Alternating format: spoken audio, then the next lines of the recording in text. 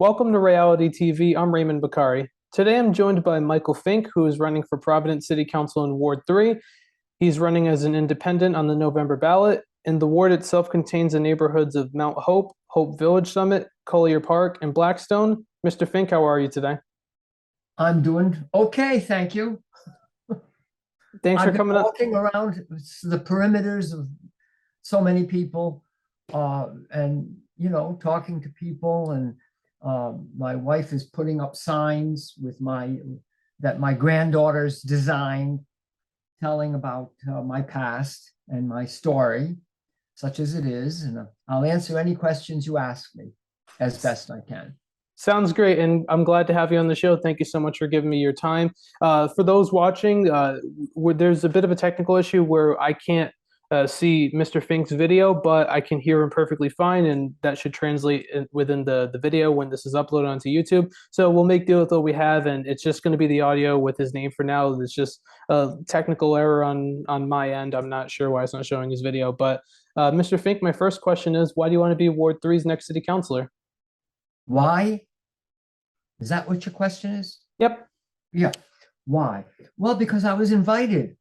And after a very long career, historically groundbreaking career at Rhode Island School of Design, I welcomed the invitation to run as an independent because, democratically speaking, nobody should run without somebody else putting you on the spot by asking questions and by offering alternative answers. So I have my own political view based on the circumstances of my own life. And that's why I welcomed the invitation to run as an independent. I believe in independence, and I certainly believe in Ward 3, and I certainly believe in Roger Williams' idea about what soul liberty might mean. It means not only freedom of religion, but it even means freedom from religion. It means that your conscience is your own guide.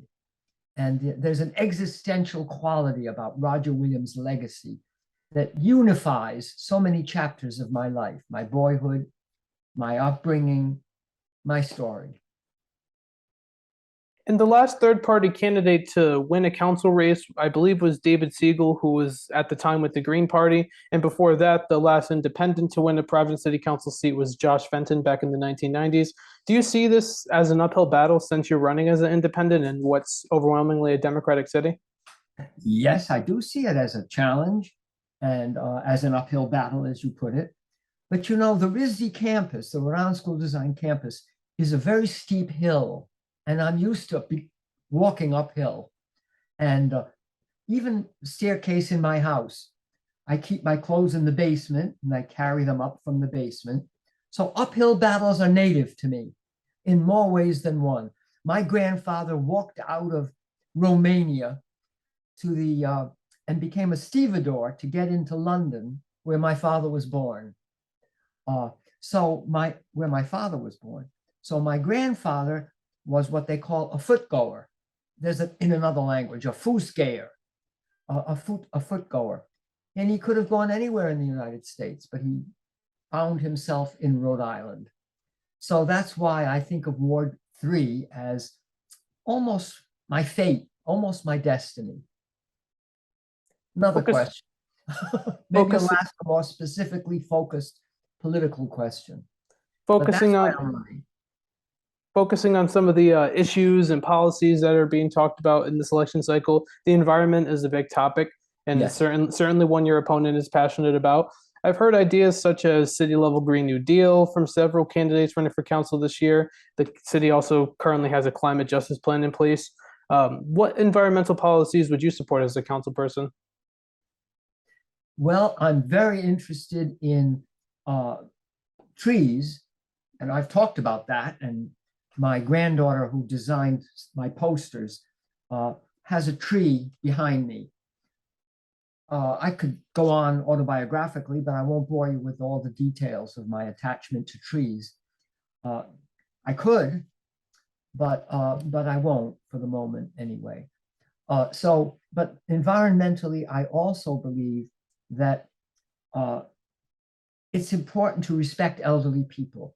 I've lived through the Depression, the duration, that means World War II, the repression, that means when artists were exiled from, and musicians were exiled because the Un-American Activities Committee deemed that you were subversive. Well, all art is subversive and all poetry is subversive in some sense, but not in the sense that's dangerous in any way except in the sense that art is dangerous, perhaps by its very intrinsic nature.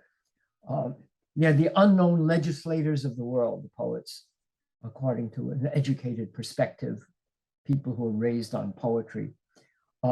So I believe in the environment and the crisis that we have, but I'm not sure that the answer to that crisis is the bike path. I think the bike lane, no, the bike path is a good thing. The bike lane is a different story. Older people who are shopping in the small businesses on Hope Street and on Fair Street are used to shopping in a certain way.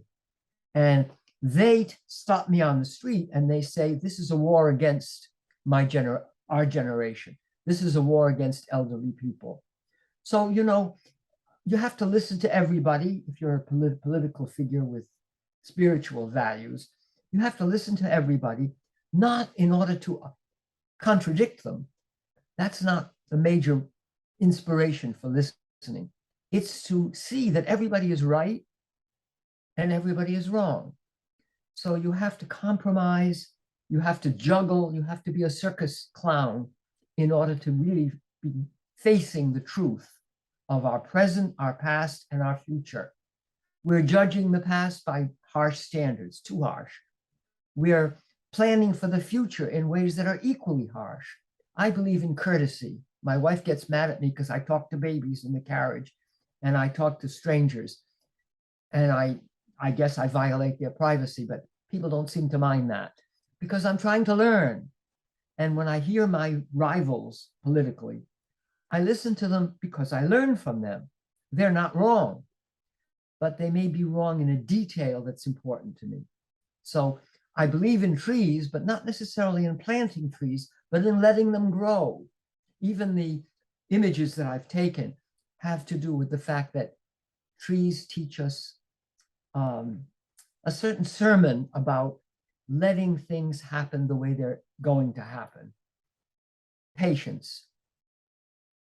Ask me another question before I tying this to Ward 3 specifically, because you touched upon a couple of topics I was going to ask in a follow-up, specifically the bike lanes and whatnot. Focusing on something that's specific to Ward 3, I asked all the Democrats running about the North Main Street corridor, since revitalizing that area is a big topic in the area right now. Actually, this could play into the environment because some of the policy goals mentioned in that last question I had prefaced with, your opponent had answered focusing on the corridor with ideas like that, like the bike lanes, this idea of a city level Green New Deal. She personally wants to see the area more walkable and bike friendly and pedestrian friendly. To get your side of this when it comes to the corridor, what could be done to revitalize that corridor? Like, what would you want to see done to that area? Done to the area. Well, I think protecting the places where people gather. I write a lot about walking. With COVID, with the terror that we have of each other, any place where people can gather socially. I've always been a familiar figure at coffee houses and at bars and pubs because I like to talk and I like to listen. And I like to make new friends all the time. In fact, I have a little joke I use. I say, you're my best friend for the last 10 minutes or 15 minutes. I like to make a new best friend every day, all day long, every 15 minutes. That's what a teacher's privilege is. So I think protecting the right to park, wherever there's a parking space available, is also protecting the pedestrian, because from where you park to where you're going to sit down and have your coffee, that's enough of a walk for people in their 80s. And I know a lot of people in their 80s. I know a lot of little kids too, who play in the street. I'm not sure if that's a good enough answer. So just so I have it clear, you kind of keeping it the way it is right now. It doesn't sound Yes, like you're too big on the yes, change. yes. Keeping it the way it is to a certain extent, to a great deal of an extent. Yes. And I remember how things were. I have a very long and accurate memory about how things were. And I think keeping those things, um, I mean, walking is something that I've rediscovered because we can't travel. We can't go to an airport and take off and land on it. And if we did, we'd be damaging the environment because the airport damages the environment. So walking around the block is perfect. And we can still do that as long as we don't make major changes in the way that streets are shaped. Okay. Focusing on another key topic that's present in this election cycle has been public safety, more specifically policing. Everyone has their own vision when it comes to this. Typically, we've heard calls to defund the police or even abolish in some cases, but now it's shifted to what we call on the show reimagine public safety because I've heard it so many times, which is the same idea. Where do you stand when it comes to this idea of where the police funding should be? Should it be defunded? Do you want more funding? I don't want the police to be defunded. I think that's an insult to the police to defund them. Obviously, it's an insult, but it's more than an insult. It endangers those of us who depend on some degree of availability of the police. Yesterday, when I was at, I call it church to be universalist, but I mean to the synagogue. And when I went to the synagogue, there were two police officers guarding, and they were on horses. And horses mean a great deal to me. My mother had a horse in her house in Canada. My mother was a Canadian citizen by birth, not by birth. By birth, she was a Romanian citizen, but her family moved to Montreal, where there was a horse in the house, like a radiator, like a fireplace. And her father taught her to be courteous to the horse. And whenever she had a chance, she would paint a horse, visit a stable. She loved horses. And here were two police officers on two handsome steeds, two handsome horses guarding me. So my image of the police is not what some people's has been. I don't love the police, but I don't hate the police. I depend on them more often than not. And I depend on them to guard me, to guard my footsteps protectively and whimsically, because I smile at the world. I really do smile at the world. Sometimes my wife will say, or my daughter or granddaughter will say, daughters or granddaughters will say, what are you laughing at? Or what are you smiling at? When I was in public school, all through the public schools of Providence, sometimes kids would say, what are you looking at, kid? But that's because I can't recognize people until I'm walking a little closer to them than perhaps their teenage nervousness could handle. So I always wore glasses. I'm not wearing glasses at this particular moment, but I do wear them all the time. So for me, well, that's my answer to that. Okay, so maintaining the funding, no defund, no abolish. I would say, Okay. Yeah.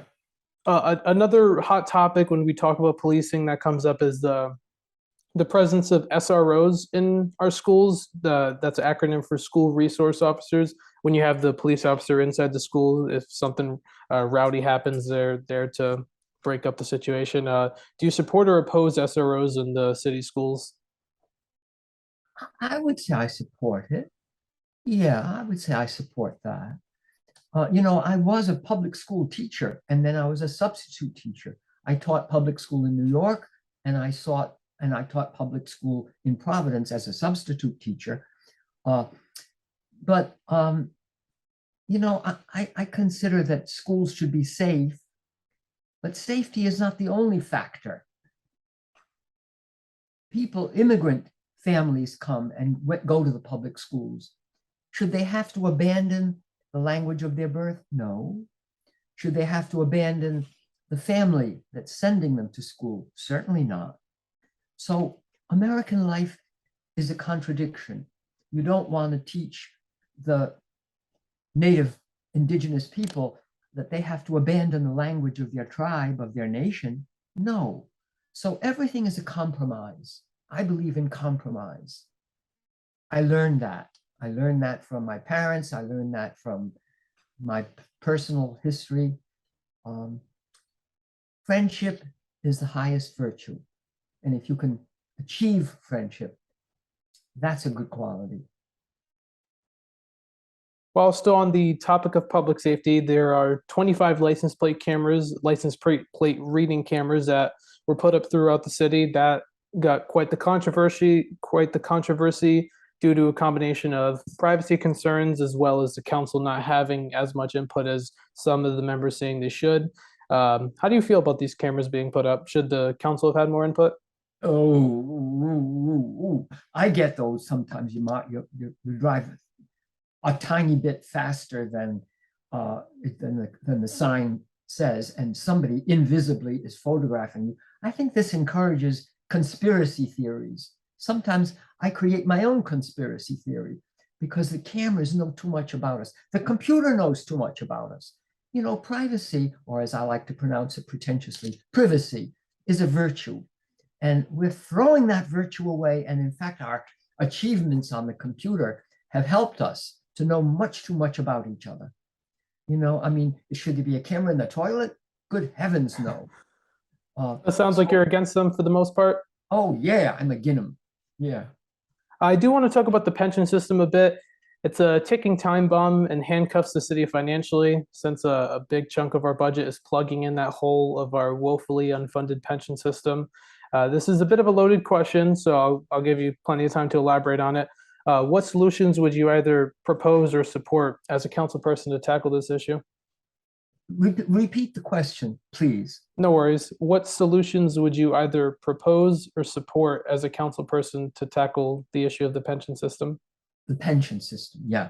Well, I think that mayors like Cianci, I had great respect and even affection, genuine affection for Buddy Cianci.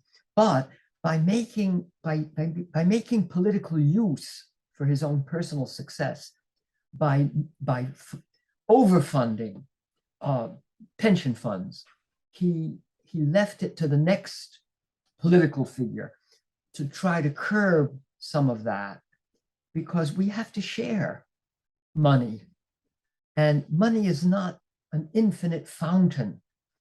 It has its own built-in limits.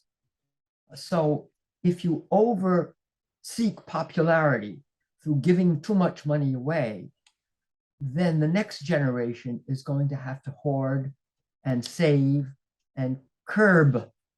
So there's no easy answer to any of the questions you're asking. As a councilman, if I win this race, if it is a race, I would do more listening than speaking, I hope.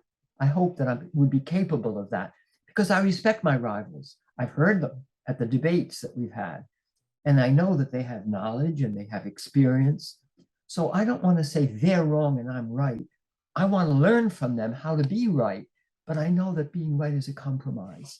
So open to all possibilities? I think we can't make it too easy to retire.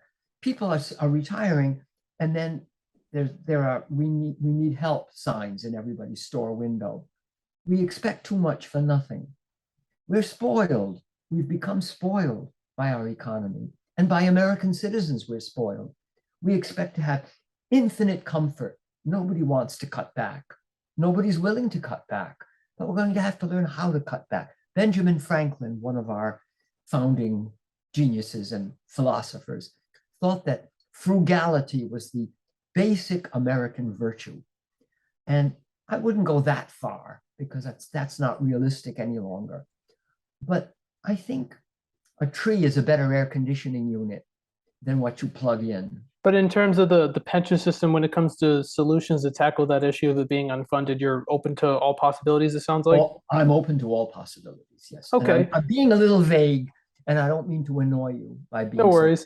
One specific solution I want to talk to you about, I've heard a few times on the show, and you may or may not disagree with it. One idea is the idea of just getting more revenue, and where an area that's being looked at, a few legislators introduced a bill to try to have this become a possibility, is taxing the private colleges like Brown University, Providence College. That's a good idea. So Taxing private university is a good idea. you would be on board with that idea of taxing the private colleges? Absolutely, yes. Okay. Yeah. The I only have reason I'm so enthusiastic about it, and the answer to that is because Brown, which used to be a very popular, sort of more modest of the Ivy League colleges, has overexpanded, and all the little houses that represent the American dream to me, a little house. But all of those little houses have been torn down to make room for these enormous buildings, which are architecturally boring, and they're probably efficient in some sense or other.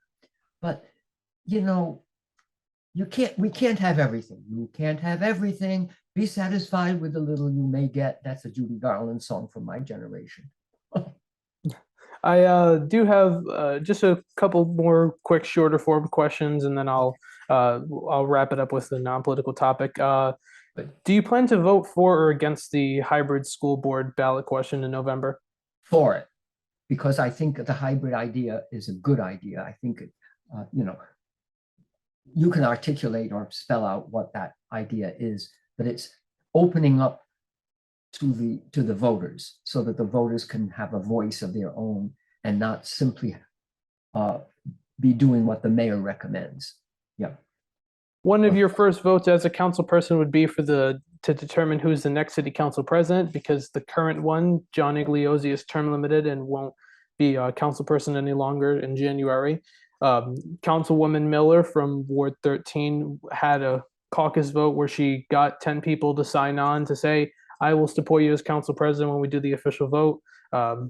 Would she be someone you would support for council president? Support. I like to support the one who needs my support. From what you just said, she doesn't really need my support. I would accept it, but I would not build an overwhelming majority. I like a small victory. I think I won being the president of my 9th grade class at Nathan Bishop Junior High School by 1 vote. So if you do win and then it comes to that vote for the council president, you wouldn't vote for Councilwoman Miller? I didn't say that. I said I'm not sure yet. So undecided at this point. Yes. Okay. My final question, it's a non-political topic. I like to end things on a lighter note and take a step away from the political issues. It's also my favorite question to ask every time. In your opinion, what do you think Rhode Island is best known for? Oh, what is Rhode Island best known for? I have to come back to what I said at the beginning of our meeting. I think Rhode Island is best known for the legacy of Roger Williams. There's a painting of him in a canoe, and there's a bird in the painting. And he's greeting the indigenous people, the Narragansett tribe it was, and they're in a boat. And they're sharing a peace pipe, which means that the tradition of Rhode Island is all are welcome, and nobody can tell you what to think, and nobody can tell you what to believe. So that idea of individuality and friendship, those are the qualities that Rhode Island is best known for. It's so small that we're all neighbors of each other, and in the end, we're all friends with each other. I was driving my mother. My mother died a very, very, very long time ago. Sorry. But excuse me, but just let me finish this little anecdote. And one day there was a kid, I was kind of afraid of him when I was a little boy. But there was a cop that stopped my car. And he stopped me because he was that kid that I thought I was afraid of, that I thought was an enemy. He just stopped to say hello. And so that's what I mean about Rhode Island. What Rhode Island is known for is your enemy becomes your friend. And that's what Roger Williams wanted. So I'm an enthusiast. I did one of my sabbatical semesters on researching Roger Williams. I know he's not universally popular anymore, but he's popular with me. And his message was a message of goodwill and resistance. Mr. Fink, thank you so much for giving me your time to come and for coming on the show. It's been an absolute pleasure of mine to have you on. Thank you. I wish you could see me. Yeah, no worries though. Okay. The people could hear you equally as fulfilling, in my opinion. I may put an image of you next to it. Good. I'll I'll figure that out in the post-production process. And thank you for watching this episode of Ray-ality TV. If you want to see future episodes as soon as they're posted on this channel, please click the subscribe button down below and the post notification bell icon to the right of it. I'm Raymond Bakari, and I'll see you on the next episode.